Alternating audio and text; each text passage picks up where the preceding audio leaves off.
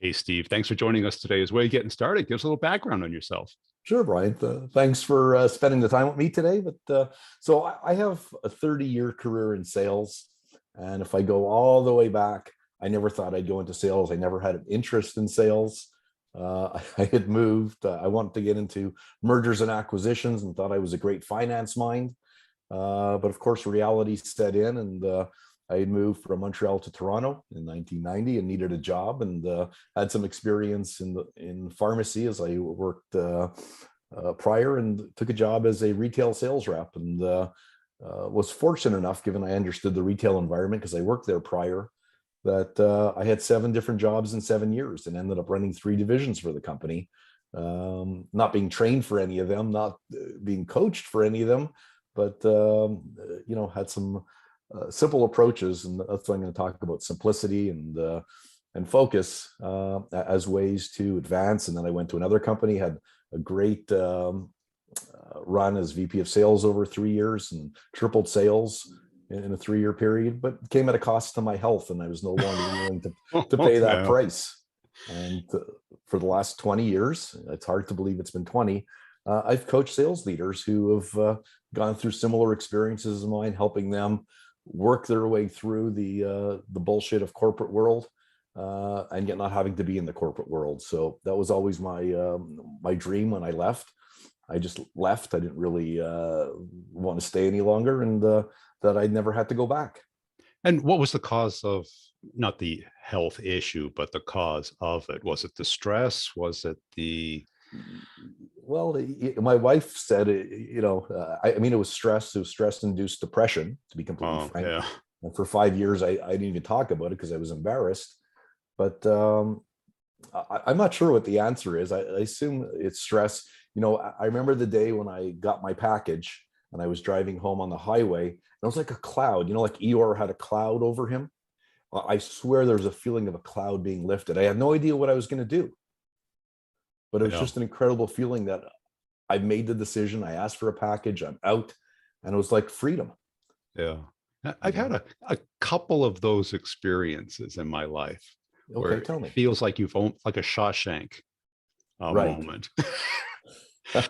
Where you climb through the pipe, and then you're finally out of the other end, and you're looking back at the prison.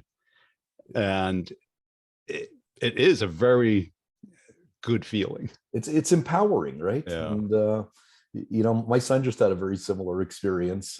He's 22 and was working in sales, and he hated it. Yeah. He was doing a BDR. He's doing a BDR role, and we could see every day. Because now everything's remote, so he's working from home. He was unhappy. He hated what he did. I said, just quit. You'll find something. Yeah. There's no point in life being unhappy with what you do. You don't have a family to worry about. You don't have any bills to worry about, because that was always my concern, because I had to provide for my family. Yeah. Right. And what if I left my job? Would I be able to find another one? Right. So all those crazy thoughts.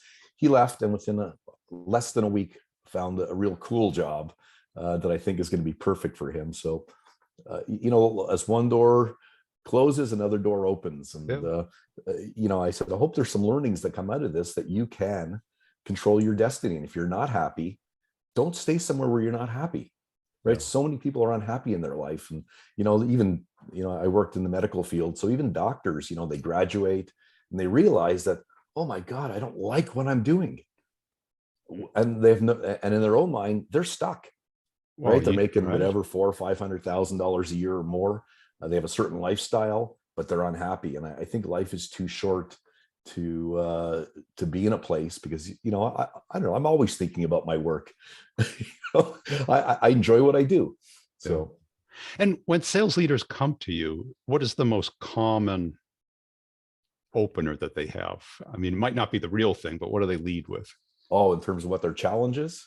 Yeah, like, Stephen, help me with this, or I need to pick your brain about that. Or is it that typical being in the middle between your reps and the leadership team, and you're trying to be the therapist in some cases? Or well, I don't do any therapy. Yeah. Well, sometimes I do, to be honest with you, but usually what I find is frustration with getting things done. That they're overwhelmed.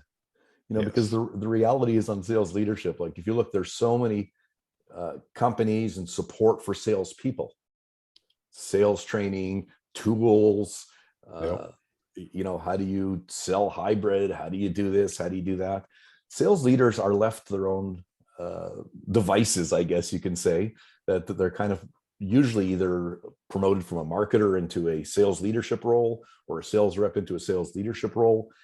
And some are great, but they're just not prepared for what's involved because, I always joke, people management would be phenomenal, except for the people. Yeah.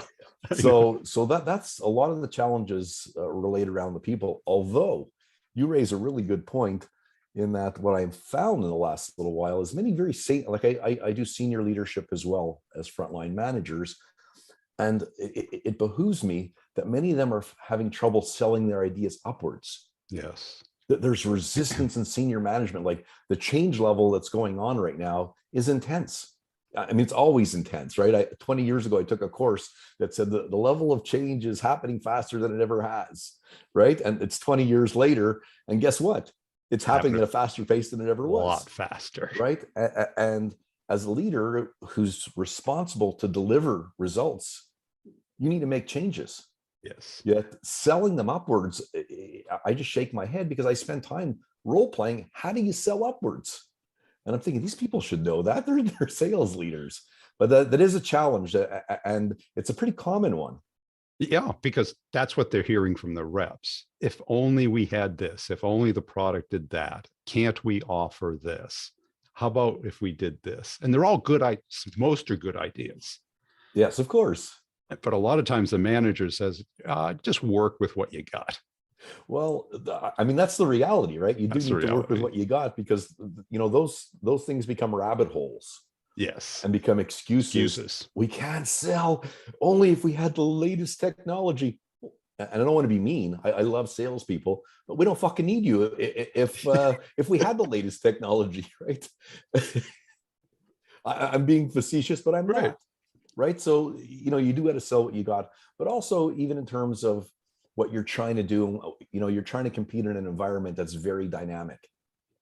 And as a sales leader, one of the things that I call lead and succeeding is about being a change agent, Yeah. right? Even though there's change thrust upon you, you need to be able to adapt to that change quicker than your competitor. But you need to get senior management buy-in, even if you're the VP of sales. Absolutely. You need to get buy-in to, okay, I want to organize in this way, right? I want to structure, I want to go after this market or that market. And so some of our time I spend with sales leaders on how do you position things? How do you get buy-in from the top? And my favorite one, just to share a tip, is about, I call it the pilot, right? Because there's always resistance to change. So one of the ways to get change is, why don't we try it here? And it works because there's low risk in trying it here. It's not about eating the whole elephant at one time. It's about getting proof of concept. And that technique has worked incredibly well. Well, that's it, because I've done mostly startups. And okay, when I was a rep, when I crushed it was when I could convince the company to do the things that I needed the company to do. And the times it didn't work were the times where they just said, hey, do what you can with what you have. Well, it's interesting. Like, 20 years ago, I was a sales leader and I got paid good dollars for doing what I did. And I had really good success. But I always felt that my hands were tied. My people were more empowered than I was. Yeah. And to me, that might have been part of the reason why I found it challenging and that environment was difficult, because I got questioned on everything. And I'm thinking, here I tripled sales, not me, but my team tripled sales with no new products in a pharmaceutical environment, which is unheard of. Yet I always felt like I had to justify everything. And don't put an entrepreneur in, pay him a lot of money and expect him to work under your rules. Well, so I was not a good fit. I realized that after 10 years, I was just not a good fit for the corporate world, because let me do what I do best. On my own, the only politics I have is in my head, and I can solve those pretty easily. And what do you think most leaders are doing wrong today? Why do you ask me that question? I'm teasing you. I was hoping you'd ask me that question. So here's the biggest challenge that I think that leaders are facing. And I have a survey of a few. When I was in industry, I'd use the survey of one. If I saw one thing that wasn't happening right, it was happening everywhere. But kidding aside, the biggest challenge that sales leaders face, is they're completely unfocused. Yeah. They're living in a world of minutia. Yes. Where they're in meetings. I work with someone who is brilliant sales leader, and he always felt that he wasn't doing his job well because he couldn't keep up with his emails.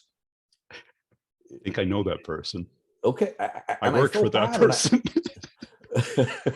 Like, to me, keeping up with your emails is not a sign of success.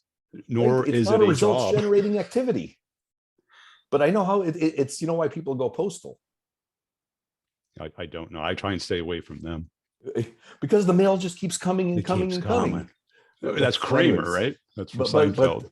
a brilliant guy, a great leader, always felt that he wasn't doing enough because he couldn't keep up with his emails. And to me, that's the problem in our society, but it's a problem with sales leaders, because I think that the trick to successful sales leadership is very simple. I try to boil things down to very simple things. I don't have a complex mind.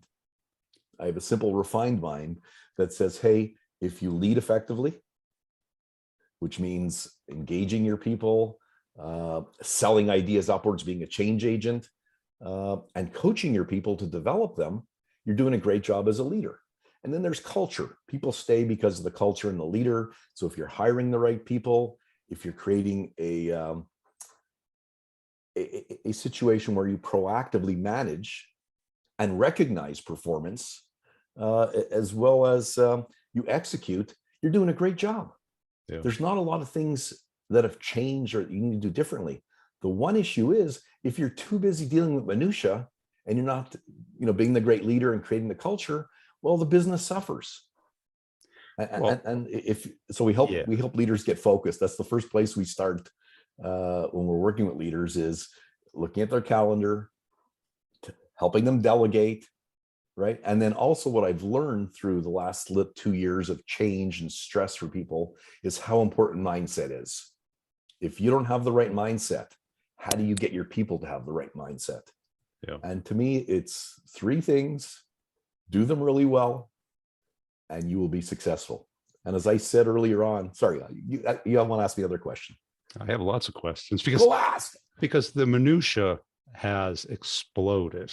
Because it's not email and just email anymore. It's all the other toys, the technology that's turned into toy. Yes, that there's value. There's tremendous value to email, tremendous value to CRM, to Slack, to Zoom, to some meetings. But where are they on the priority list?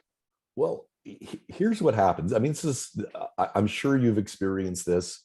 Someone tries to call you, they can't reach you. Let's say one of your people wants to chat with you. Then they send you an email and you're in meetings, so you don't respond. Then they send you a text.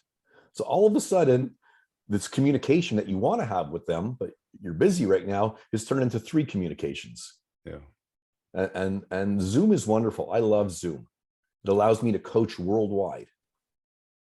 And I like the feeling. I have no issue with interacting with people on a Zoom call. Now, I haven't worked at selling your CEO suite on this, but I work one-on-one, and it's a tremendous tool. I used it for the last 10 years to coach people. I mean, I like to sit and have a coffee with someone, but if I can't, this is much better than the phone. Infinitely, yeah.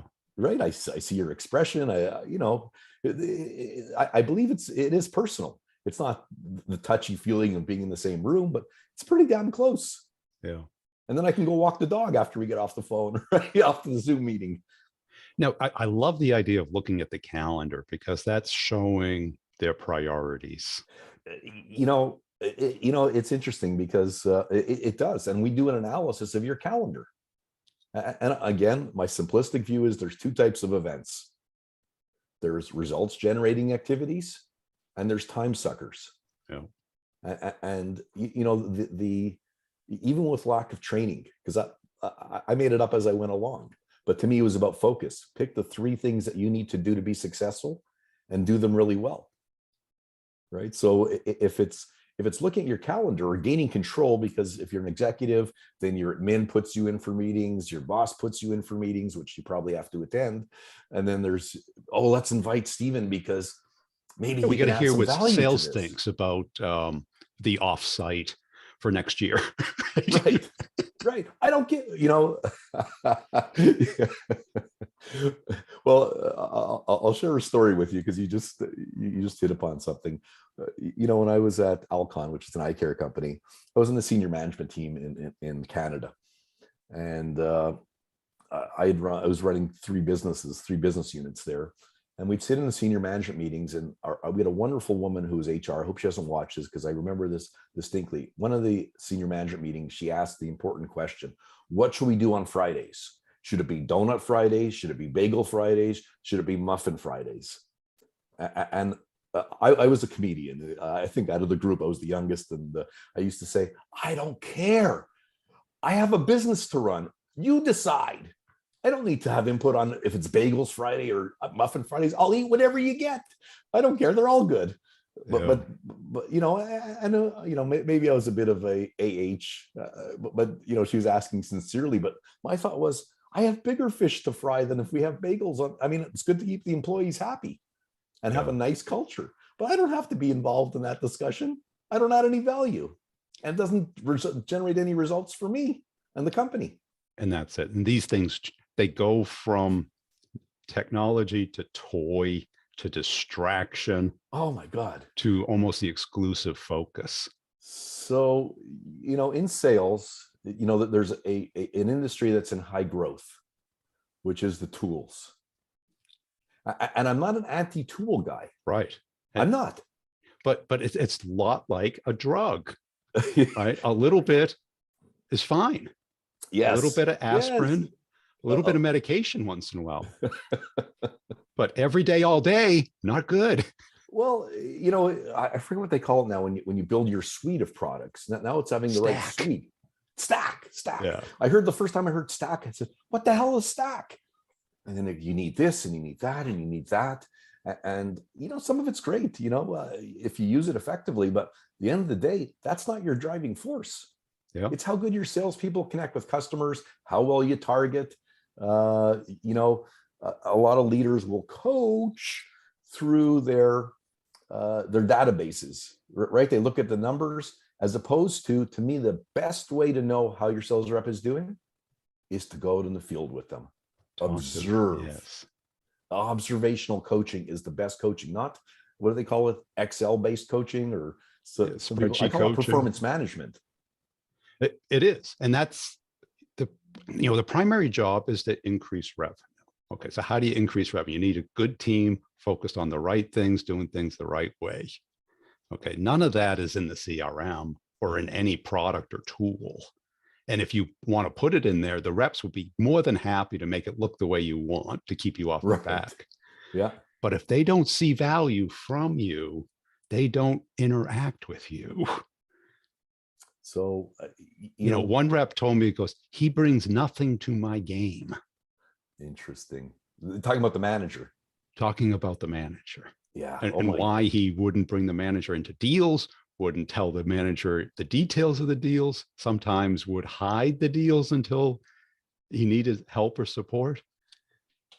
And is that what, in that case, the manager's reducing revenue, not increasing it? 100%. Well, it's interesting because I have a theory that through COVID, that when we went to hybrid selling, that reps were resistant to let their managers in. Of course. Yeah. And the managers were reluctant to sit in. So how much if coaching, I think coaching is a very powerful tool, helping people get better. And if that's the intent, you can become a very good coach. So you now have 2 types of selling, which maybe you didn't have before, maybe you did. Going forward, there's a portion of virtual that's going to be with us, because it's not a terrible way to go. But how do you if you want a top rep, you want a top rep who's both face-to-face top and virtual top skills. Right. And if you're not coaching, first of all, they're probably not coaching anyways. That's a whole different story that we can spend another session talking about, because, coaching may or may not happen. But if you're not coaching, 10 or 20 or 30% of their sales calls because you don't want to sit on a virtual call, I don't think you're doing your job. I don't think you're doing your rep justice, because how do they get feedback? Yes, because it's not an administrative role. They That's could what it hire. becomes. That's the minutia, is administration. Right. And I think the smartest ones are immediately hiring a sales admin or a sales operations person to take the minutia and the automations and the technology and let them manage it and make it look the way that the board wants to see it, while the manager leads, hires the right people, trains them, focuses them on the right deals, helps them with their deals. And the reps want that help. Yes. And so I guess, my belief is that it's not complicated. Right? It's not. Some people will say to me, it's hard, Stephen, but it's not complicated. People will say, Stephen, it's not rocket science. I say, no, I'm not a rocket scientist. But if you do the basics extremely well, if you know what things you need to do, which I'm sure if I told any sales leader, Stephen says that you need to lead, be a good leader, and need to build the right culture, they say, duh, of course I do. I know that. But are you doing it? Right. Yeah. Or are you bogged down? Are you bogged down in caca? Sorry, that's a Canadian word for minutia. Well, it's a lot like dieting. Okay. Oh, no. Right. You go to a personal trainer and he's going to say, what? You need to take in less calories than you expend. Okay. Game over. That's all you have to. Okay. And everyone says, duh. But how do I do it? Because you need the structure and the discipline and the whys and the repetitions and the. Yes, the discipline. Sales leadership is a discipline. It sure is. And discipline and focus go hand in hand, because I used to have a coach who said, Stephen, you're always chasing the shiny fish. And I used to get upset when he said that, because I like the shiny fish. Yeah. But there's truth to that. So part of my belief, if I can share with, your audience, is, to me, focus is so critical. Figure out the 3 things that you and your team need to do to be successful. Put them up on your board. I have a board here, right? It reminds me, Stephen, you need to do this when you're starting to go down and read about something that has no opportunity to generate results. Oh yeah, I got to do that. We forget. We get busy in our day. There's tons of rooms for distraction. Well, I keep saying we're mammals having a human experience. Because you look at any mammal, right? Not a strong attention span. Right? So anything that's shiny, and plus a lot of times you're taking people who were almost 100% money motivated and putting into a position where there's less money. Right. And all of a sudden the mammal goes, well, wait a second, where's my pellets? I'm used to my pellets. I work, I want my pellet. Immediate gratification. Yeah, I'm not getting my pellet. So the pellet now becomes attention, importance, visibility, career, title. But to get those, you still have to generate the things that got the pellets. And you have to do it through other people. You have to do it, which is infinitely harder. Yes, it is. Than doing it yourself. Yes, it is. And, Brian, I joke about myself, but I think it pertains to many, I'll say males. But we all have functional ADD. Our society, even my kids are even worse, where there's things coming in, they're looking at this, they're looking at Facebook, they don't even look at Facebook anymore. They're looking at Instagram and TikTok, Snapchat and YouTube news and, constant stimuli, but, there's no focus. Yeah. And how do you take them through that process, and what pushback do you get? Well, I work through a system. I was going to actually pull out my system because it's very sophisticated, but I'll share it with you and I'll talk. This is my system right here. Okay. Remember, this is partially audio. He's pulling up a notebook that looks pretty thin. You can be the audio explanation. I'm pulling up a binder that has a page per person I coach. Yeah. And quite simply, it has, these are the 3 things I'm committed to improving. And I keep them focused on those 3 things. Yeah. Every time I interact, I'm asking, how's it going with X? You want to be, I don't know, one of my brilliant leaders is working on being better known within the C-suite of the company, his own company. So every time we chat, I pull out my binder, because I don't remember. I do remember, but in case I don't remember what we talked about last time. So to me, it's, what do you want to work on? What are you committed to working on? And I'll work you through a process. I'll give you some good ideas. I'll ask you some good questions. I forgot what your question was. Actually, how do we take them through the process? Okay. So one, it starts with, if they're working through my framework, it starts with focus, because there's no way you're going to be a strong leader or build the right culture if you're too busy doing so many other things. And, we just surveyed managers in a webinar that I did, and we asked them, what's holding you back? Right? Well, like this stuff, leadership, culture, you probably have the skills and the knowledge to do what you need to do. Probably. If not, hire a coach, they can help you, or get a good peer to help you. But the problem is time. Okay. But time is a bullshit answer. It is. Absolutely. Right? It is. It's a I don't have enough priority. time. Right. Well, Yeah. of course, Well, you can't everyone get has more. the same amount of time. I have the same amount of time as you, Brian, but look how many podcasts you put out. I was hoping today we'd actually go walking in your neighborhood together, because I love that. Yeah. I actually dressed to go walking in your neighborhood. You did. I appreciate I have that. new running shoes on. I thought, oh, maybe I can keep up with them. But joking aside, it's not time. It's lack of focus. Yeah. So the calendar is a great place to start.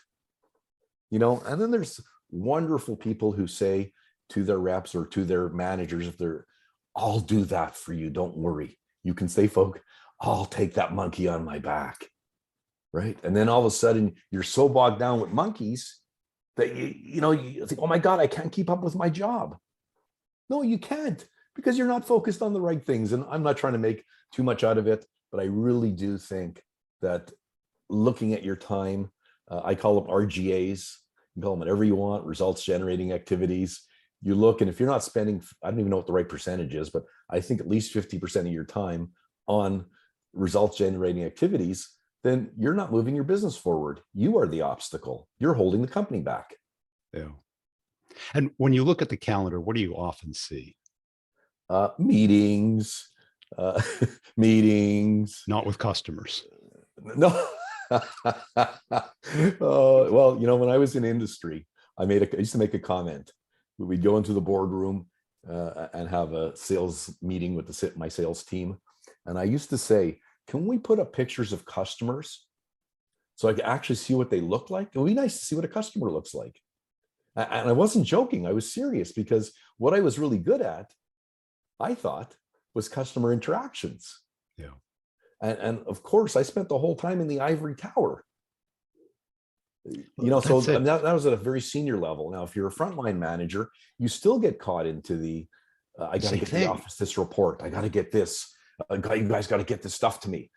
And customers love to interact with the leadership of the company.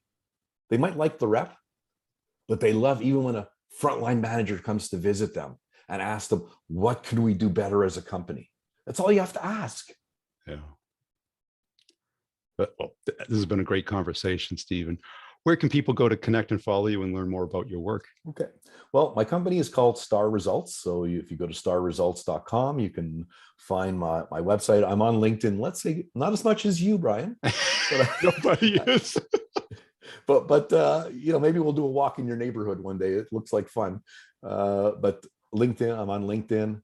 I have a YouTube channel. I cut videos every now and then, but the best place to find me is on my website. I'm happy to speak to sales leaders.